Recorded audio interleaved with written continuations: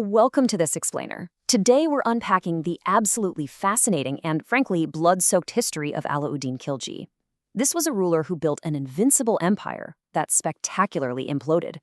We're going to look at how a man who controlled everything from the price of a needle to the might of the Mongol horde ended up designing a system that essentially tore itself apart the very moment he was gone.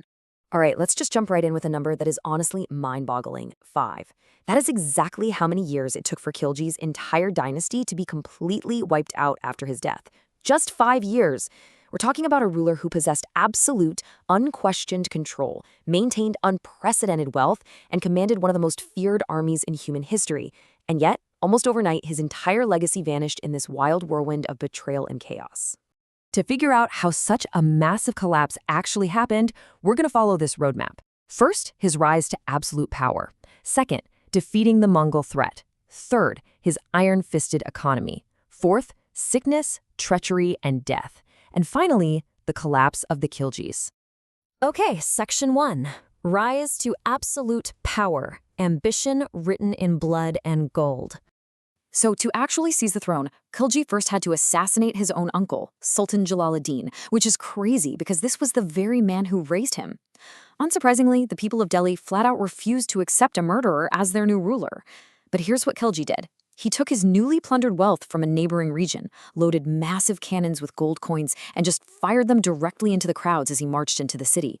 He literally made it rain gold.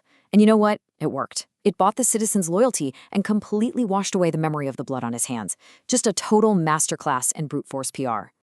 Moving on to Section 2. Defeating the Mongol threat. Standing against the world's most feared conquerors.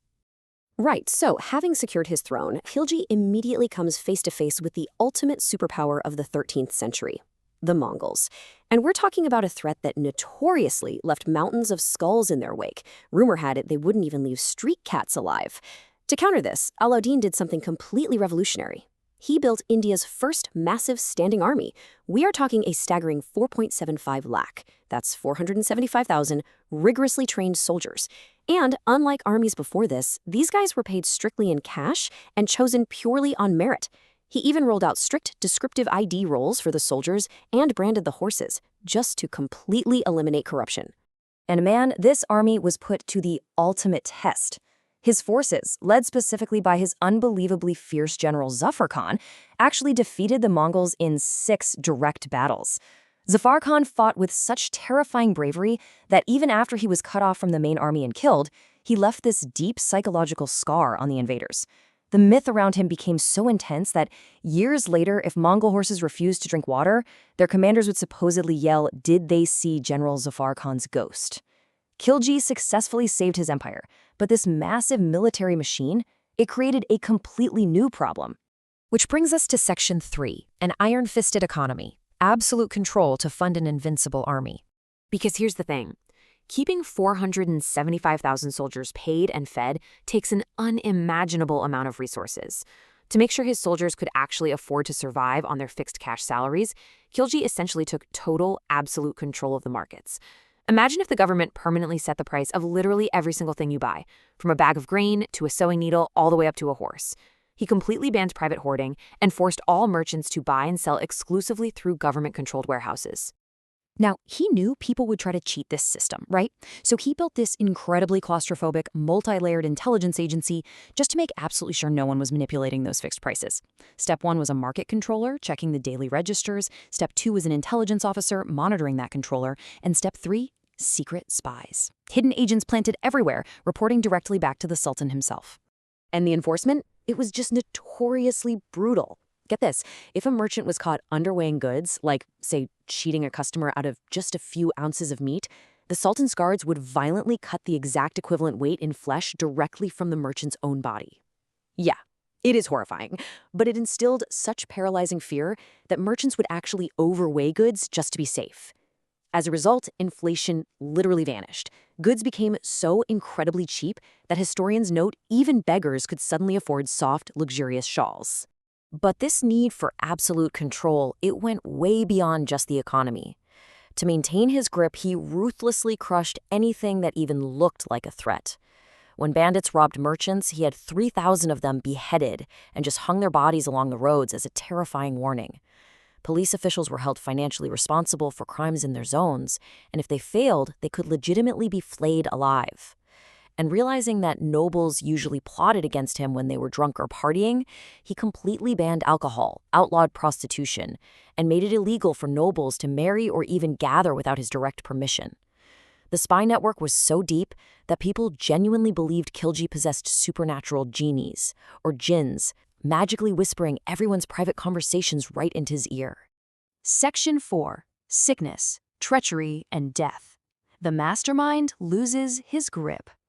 Now, a system built entirely on the fear of one single guy has a pretty massive fatal flaw, and that became painfully obvious around 1315. Khilji was struck by an illness they called dropsy back then, a disease causing severe bodily swelling and serious cognitive decline. So his incredibly sharp mind just started to fade. As his health deteriorated, this once all-powerful ruler basically became a prisoner in his own bedroom. He became completely dependent on his highly ambitious slave general, Malik Kafur. Kafur completely isolated the Sultan, controlled exactly who could even enter the room, and started quietly assassinating or locking up Khilji's own family members, just slowly clearing his own path to absolute power. Which leads right into Section 5, Collapse of the Khiljis. The system eats itself. When Allaudin finally died in January 1316, and there's a really good chance he was poisoned by Kafur himself, the massive power vacuum triggered a completely chaotic, bloody implosion. It's crazy how fast this invincible empire crumbled without its ruthless architect. Malik Kafur forged a will, bypassed the rightful heir, and installed Khilji's 6-year-old son as a puppet. He even violently blinded the older princes. But just 35 days later, royal guards assassinated Kafur in his own bedroom. The power then fell to one of Khilji's surviving sons, Mubarak Shah, who completely tore up his father's strict rules and plunged the court into extreme, chaotic debauchery. He was known to parade around the court in women's clothing, or sometimes completely naked. 4 years later, in 1320, Mubarak Shah gets violently murdered by his own favored slave, Khusro Khan. And just 2 months after that, Khusro himself gets overthrown by a military commander, ushering in the Tughlaq dynasty and basically wiping the Khilji Empire off the map forever. So as we wrap up this explainer, I really want to leave you with this final thought. Khilji engineered this flawless, terrifying machine of ultimate economic and military control. He held an entire subcontinent in a grip of iron and absolute fear.